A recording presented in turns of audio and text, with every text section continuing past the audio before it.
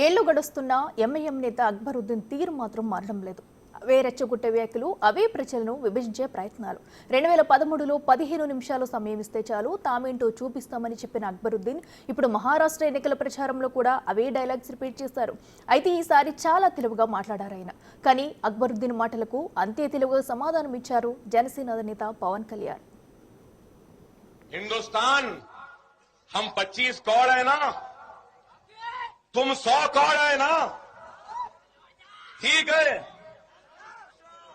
तुम तो हमारे से इतने ज्यादा है, 15 मिनट के लिए पुलिस को हटा लो, बता लेंगे किसमें हिम्मत है, कौन ताकत है।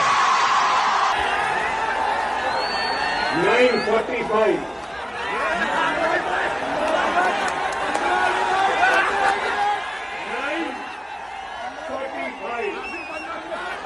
कैंपेनिंग का टाइम 10 बजे, अभी 15 मिनट।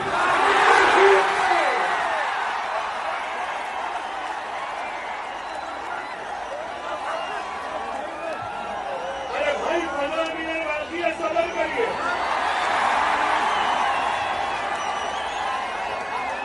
ना वो मेरा पीछा छोड़ती है, ना मैं उसका पीछा छोड़ता।